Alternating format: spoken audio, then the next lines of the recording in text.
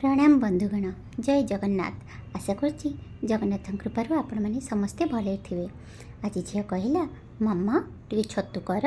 मु कहली हाँ ठीक अच्छे। मु कौन कली मार्केट जाइकरी बटम छतु नहीं आसली। ये तो पाड़ छतु मिले ये मु बटम छतु नहीं आसली। आउ मु भल भाव बाछि 3 ରୁ 4 थर धोई नहीं। छतु खाली झीर पसंद नुह मोर मध्य बहुत पसंद। आपको भल भाव धोई देकर कौन कर छोट छोट पीस करमती काटी नहीं। एबे कौन करना ताधे पानी दे टिके हल्दी दे ताकू 15 ରୁ 20 मिनिट छाड़ी देछि। देखंतु एमती मु छाड़ी देछि। एबे कौन करछि 2 चामच सोरिष रे आधा स्पून जीरा दे रसुण कंचा लंका राग आपण मानक हिसाब रे करेंगे। हाँ बंधुगण आधे मुझे कड़े मोटे तरकारी करी से कड़े मुझे यूज करछि माने व्यवहार से कड़े करछि। कड़े रे किछि तेल दे तेल गरम होला परे जो छतु को सब मुदे भल भाव को भाजी नेबी। देखंतु आधे मु स्वाद अनुजाई लुण आवश्यक अनुजाई हल्दी दे आपको भल भाव भाजी नेबी। सतरे छतु क्या पसंद नुह ता पुणी सोरिष मसला दे आंबुल पकई आहरी तो बढ़िया लगे समस्त को भल लगे। आपण मैंने भी थरे ये टाइप्र करंतु आउ मते कमेंट रे जणांतु आपण मानू केमती लगिला।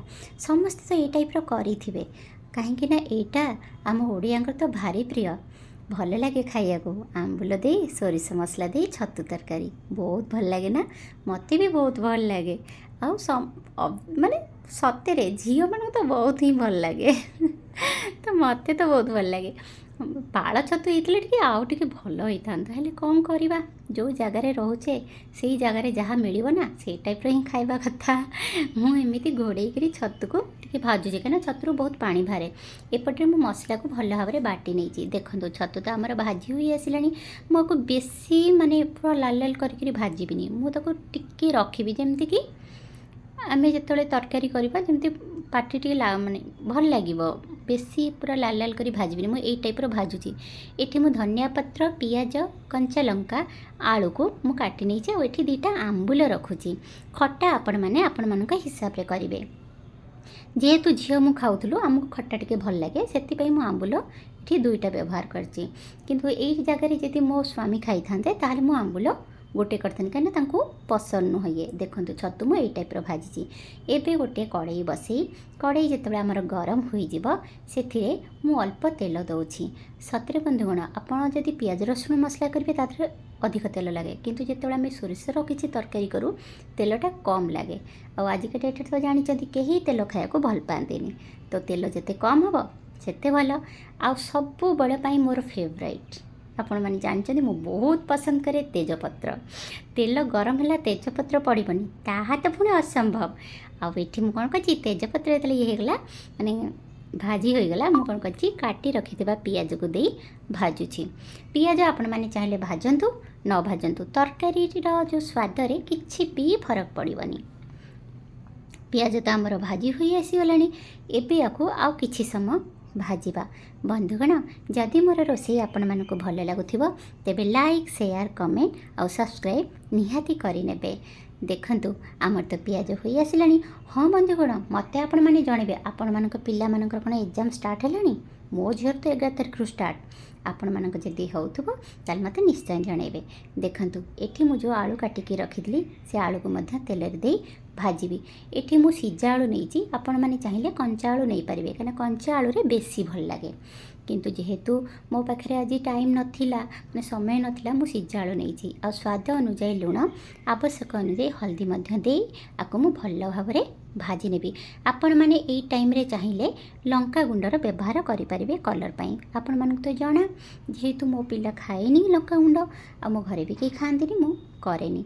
आठी मु जो मसला बाटी थी से मसला रे पानी दे तार माने पानीटा को देइथिली तर माने ये भजा आलू जो भाजुली पानीटा को देइथिली आ तार जो चोपा कहीं मु कला सोरिष बाटे तो चोपा गुड़ा को मु बाहर कर देइथिली।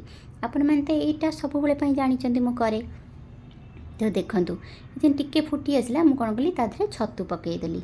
छतु पकईकरी आपको इखना भल भाव में भाजी टिके माने बेसी सुखा करिबिनी किंतु माने भाजी 2 ରୁ 3 मिनिट मु एमिति लगातार ଭାଜିବି।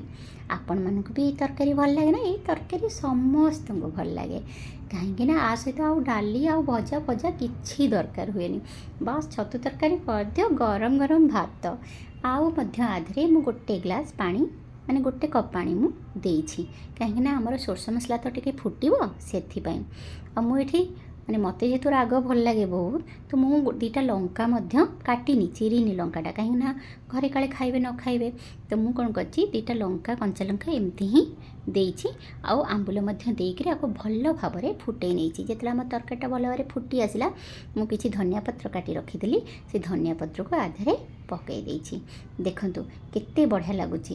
ହଁ ବନ୍ଧୁଗଣ, ଆପଣମାନେ ଯଦି ଲଙ୍କାଗୁଣ୍ଡ ପକାଇବେ, ତରକାରୀର କଲର୍ଟା ଆହୁରି ସୁନ୍ଦର ଦେଖାଯିବ। ଯଦି ଖାଉଥିବେ ଆପଣମାନେ ନିଶ୍ଚୟ ବ୍ୟବହାର କରନ୍ତୁ।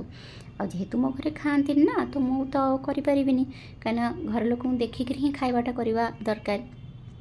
ଆଉ ଗୋଟେ କଥା ବନ୍ଧୁଗଣ, ଏଠି ମୁଁ ସିଝା ଆଳୁ ଏଇଥିପାଇଁ ନେଇଛି, ମୋ ଝିଅ ଆଳୁ ଖାଏନି, ତ ଆଳୁକୁ ମୁଁ ଟିକେ ଟିକେ ମାନେ ଚିପି ଦିଏ। ଦେଖନ୍ତୁ ତରକାରୀ ଦେଖୁଛନ୍ତି କେତେ ସୁନ୍ଦର ହେଇଛି। ଦେଖନ୍ତୁ ମୁଁ ପ୍ଲେଟ୍ରେ ବାଢ଼ି ଆପଣମାନଙ୍କୁ ଦେଖାଉଛି, ବଢ଼ିଆ ଲାଗୁଛି ନା? ଖାଇବାକୁ ମନ ହେଉଛି ନା? ନିଶ୍ଚୟ ଘରେ କରନ୍ତୁ ଆଉ ଖାଆନ୍ତୁ, ଆଉ ମୋତେ ଜଣାନ୍ତୁ ଆପଣମାନଙ୍କୁ କେମିତି ଲାଗୁଛି ମୋ ରୋଷେଇ। ରହୁଛି, ଜୟ ଜଗନ୍ନାଥ।